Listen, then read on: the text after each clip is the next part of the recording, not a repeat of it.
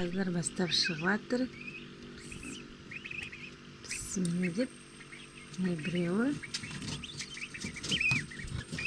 Міне екеуі. Мына үшіншісін ашып едім. Іші кіндігі тартылмаған сияқты. Сосын көмектесіп кішкене лейкопластырмен қайттан төменгі жағын жабыстырып қойдым. Шамалы жата тұрсын.